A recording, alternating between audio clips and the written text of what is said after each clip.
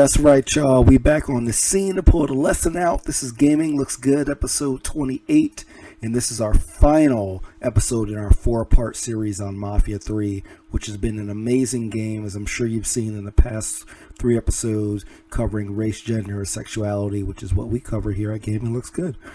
So if you want to check out the first 3 videos as well as all of my previous ones, go to gaminglooksgood.com. Follow me at Gaming Looks Good on Twitter or at Sharif Jackson on my personal account. Very, very blessed to say we have the lead writer for the game from Hangar 13, Mr. Bill Harms. So I'm actually going to let him take over and let you hear a phone call that we had where we talked about some of the stuff that I've gone over in my video series. Hope you enjoy it.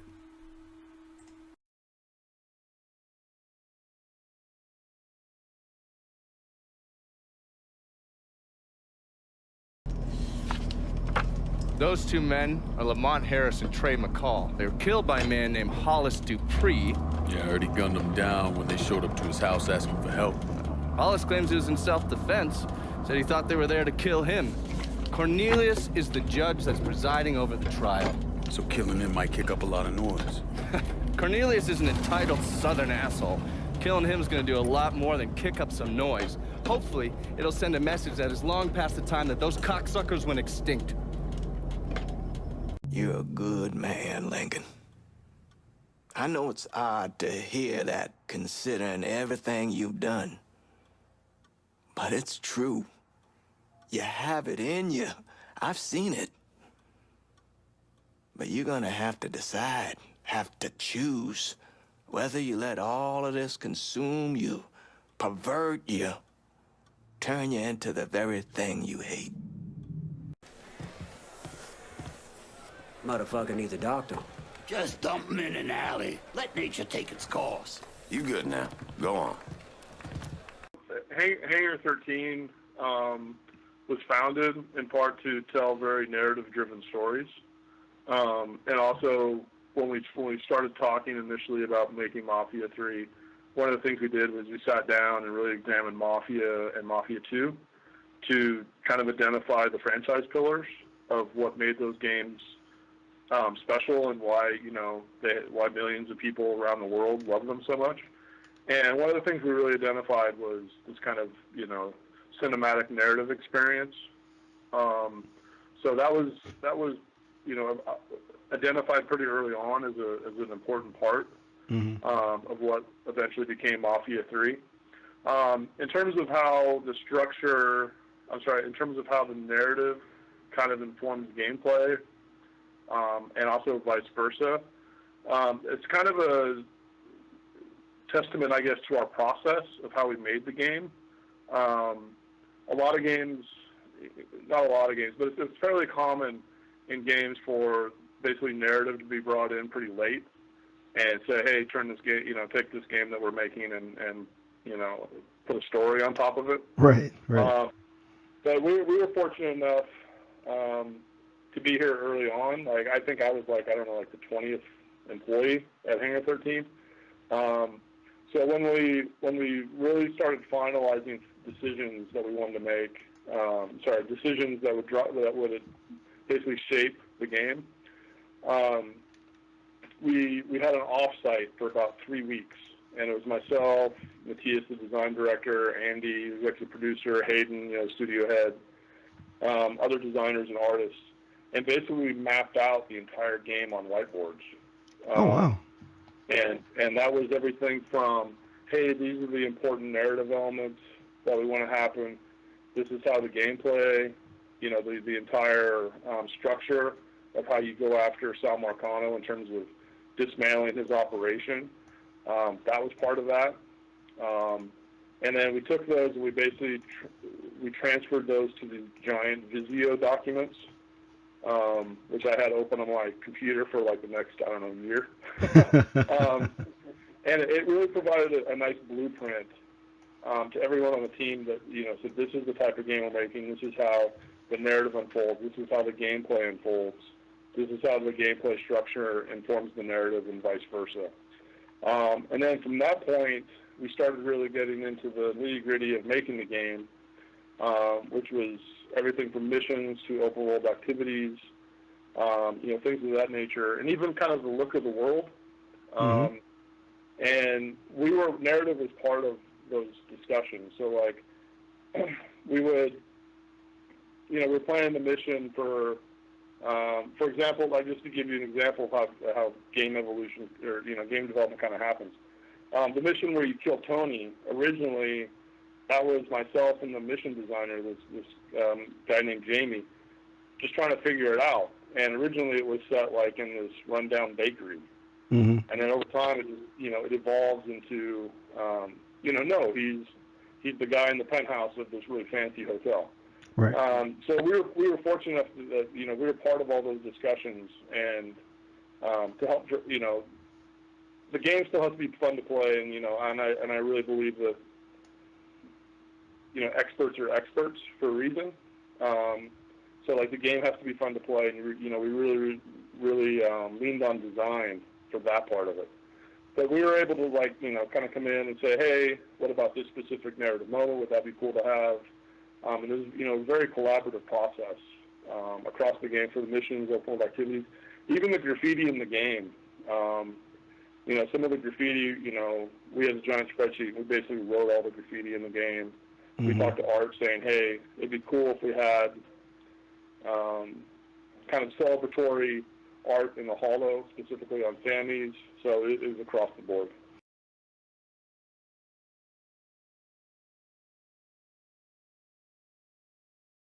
After I was discharged, I wandered around for a couple, 3 months, did some odd jobs. I got arrested once or twice for fighting. But I always kind of knew I was going into seminary. It just took a little while for it to sink in, I suppose. Done with seminary, Bishop Jenkins sent me to St. Michelle's Home for Colored Boys. That orphanage was a pile of shit from the day I got there till the day I left. But I loved it. I loved helping those boys. I've seen what power does, how it can change a man's focus. See, that right there is the biggest problem we have. Every time you and I start discussing business, you start up about how the world works, about the trials and tribulation of colored folk. And you do it as if I have no idea, as if I just woke up this morning and found myself a man of color. That's not what I'm doing. When I was 7 years old, me and the boys from the orphanage weren't allowed in the shoe store. So we had to stand around out back and hand over an outline of our feet so the guy inside knew what size we were. When I was 10, there was this little white girl running around the neighborhood. We both crushed pretty hard on each other. But then her big brothers caught us holding hands in the park. They beat the fuck out of me, called her a nigger lover. A lot of things in this world I don't know, things I never experienced, and I got no problem admitting to that. But you need to stop talking to me as if being colored is one of them. And yet you volunteered to serve a government that hates you, that sent you halfway around the world to kill our Vietnamese brothers and sisters. I had my reasons. Everyone has their reasons, Lincoln. I'm here now, Cassandra. That's all that matters. How all this shakes out in the end, that's what matters. Every now and then, something knocks the hell out of this country. Rattles it so hard, isn't much left but the foundation. And as painful as it is, we hope that this time, things are gonna be different. And that when it's time to rebuild, we won't just repeat what we've done in the past. And that maybe justice and peace will finally prevail.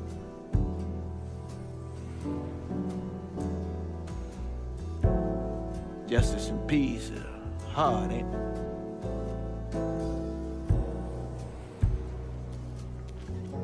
Sometimes too hard.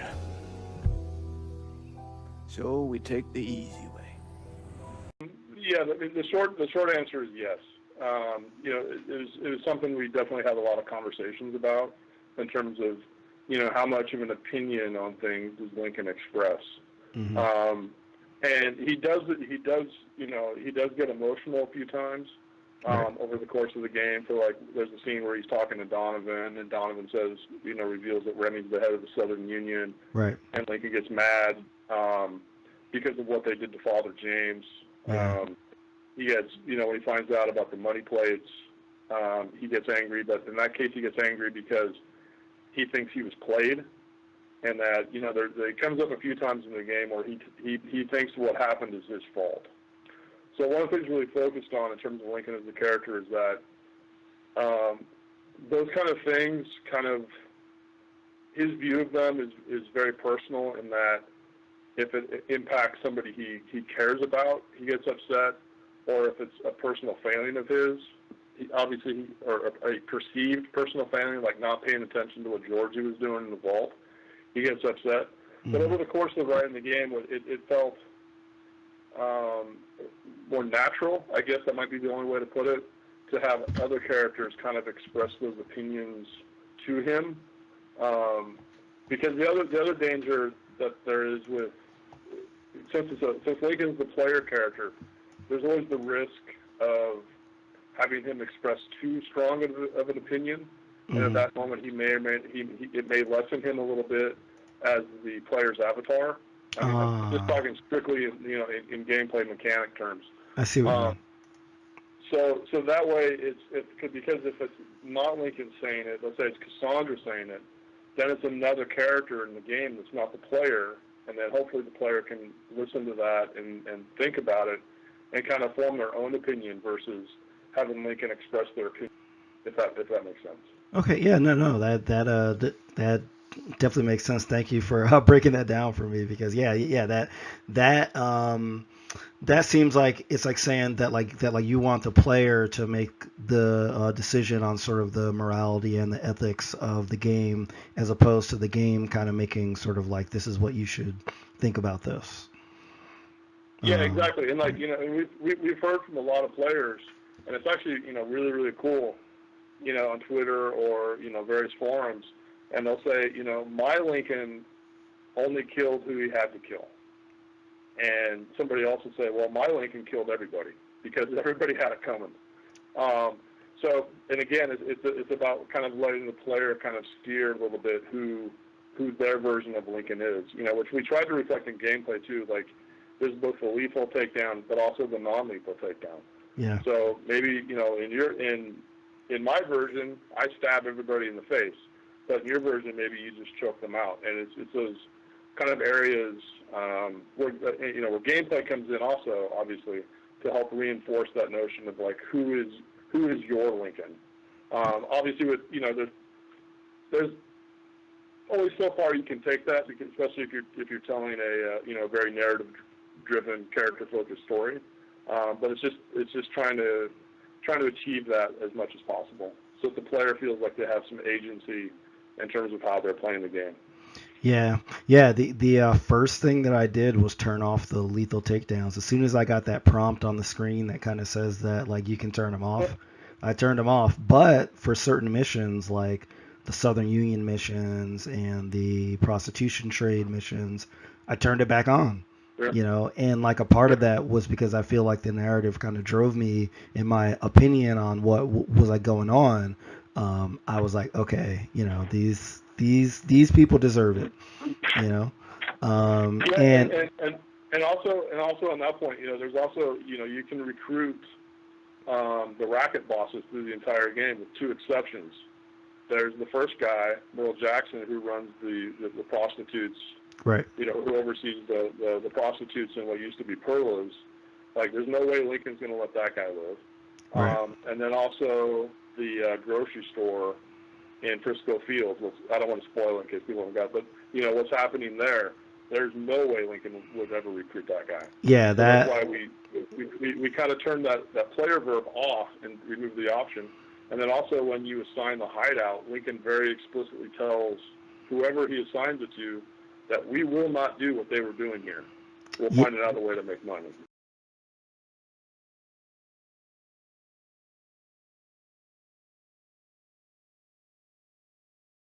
His family's been down here a couple 100 years.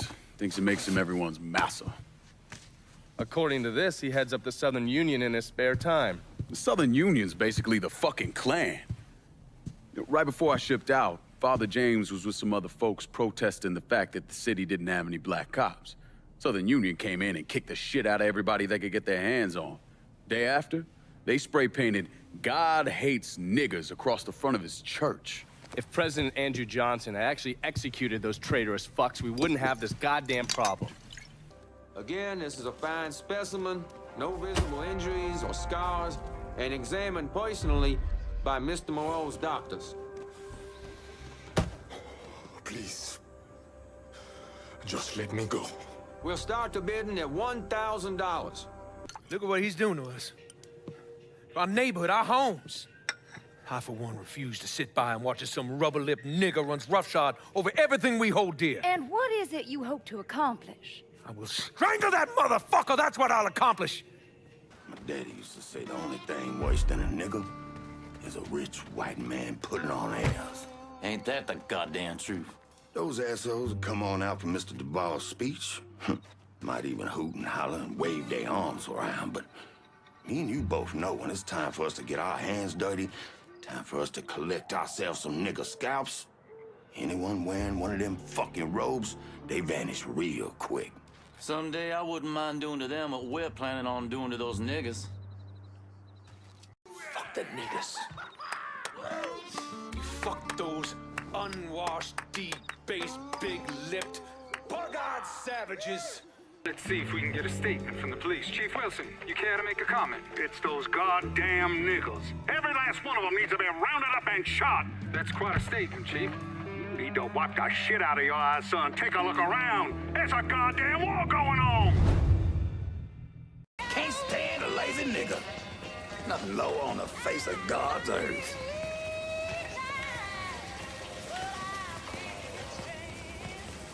Get one of those out there to them folks and serve them their drinks.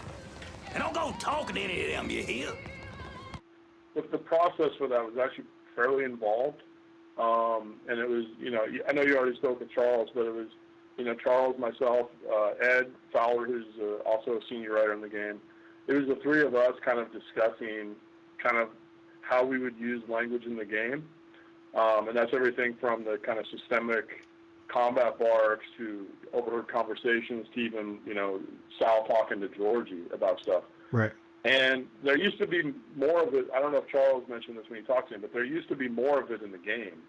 And as a part of playtesting and also just kind of doing our internal reviews, the thing that we really discovered fairly quickly, I think, is this notion that it needed to have context. So if you're just walking down the street and all of a sudden you're just barraged by racist language, it kind of doesn't mean anything, and it's just, it's like, well, there's no context for it. It doesn't feel like it's part of the world. It's like you said, it runs the risk of just feeling like, it's just gratuitous.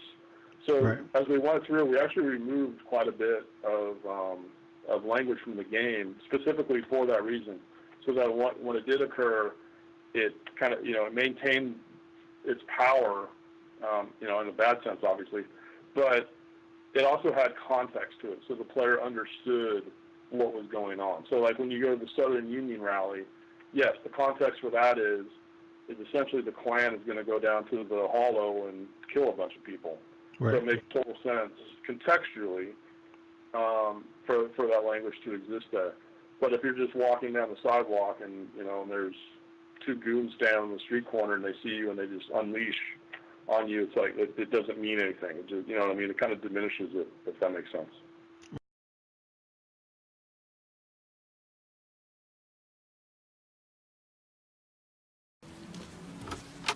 You're not what I expected. What you doing in this part of town?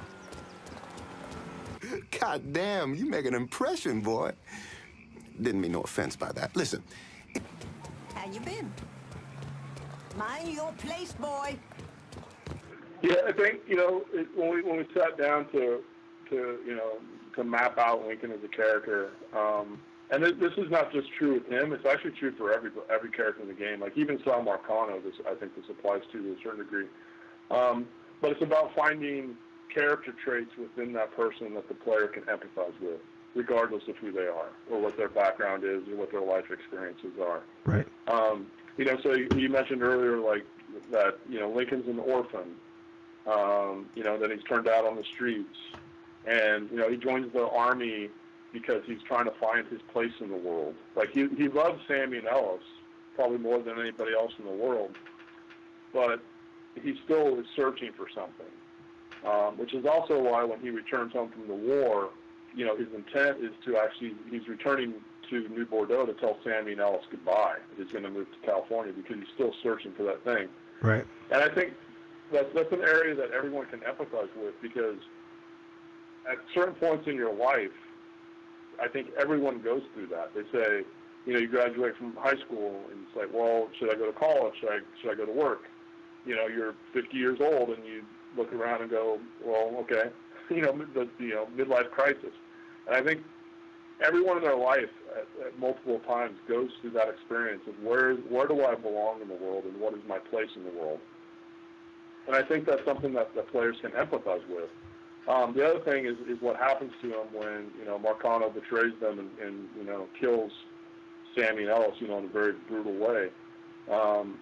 You know, the loss of loved ones is universal for everyone. At some point in your life, you're gonna lose someone that you love a lot, and you know, it's just finding those areas like that where you empathize with them. You know, Lincoln is, you know, the game's still Mafia 3, and Lincoln's still a criminal. Like, he even tells Sammy, hey, this isn't any different than what I was doing before I went to Vietnam. Right. But, you know, you humanize them, you know, your characters, when you have areas of empathy that, you know, in this case, the player can connect with. So that was something we spent a lot of time on. And like I said, it wasn't just him, like even Sal.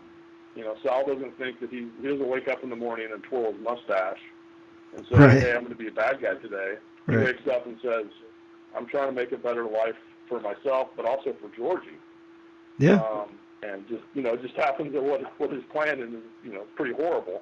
But his eyes, is, you know, he's doing it for his son.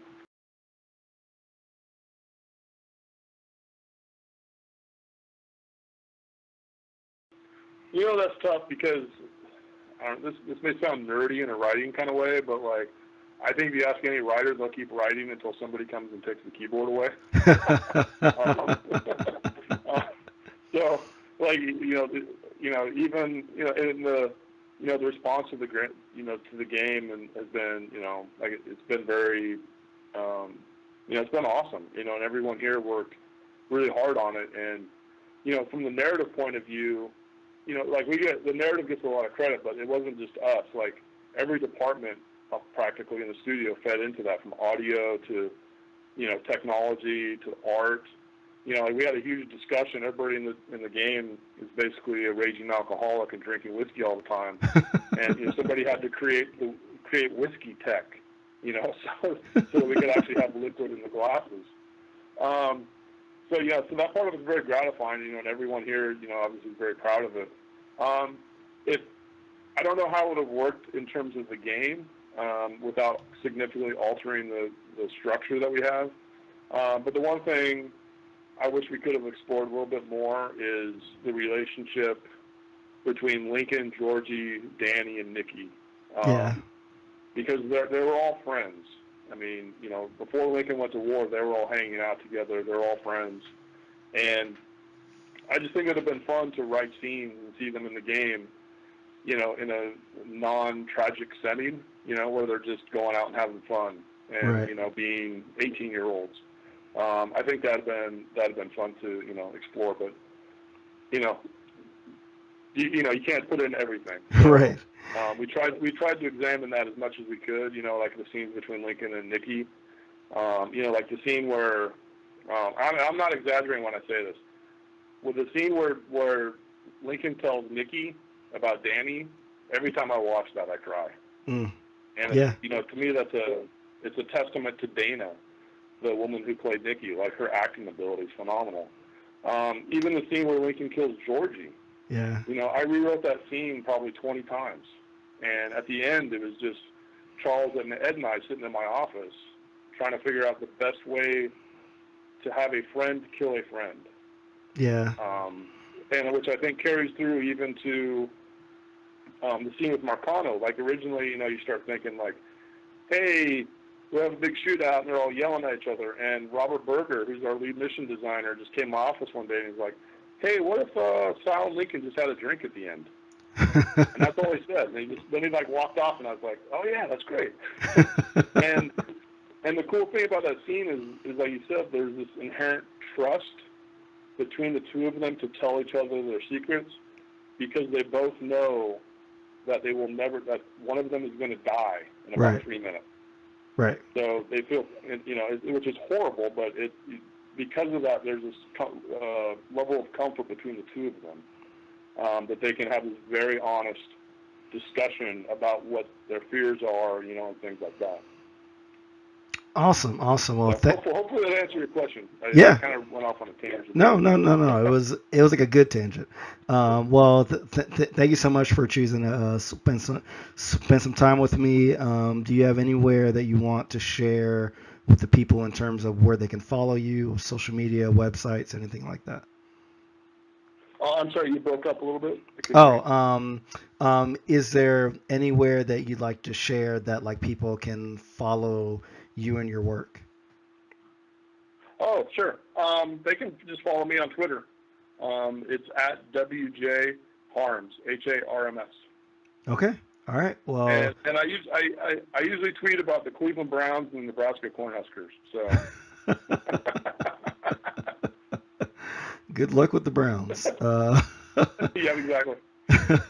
All right. Well. And sometimes the Oakland A's.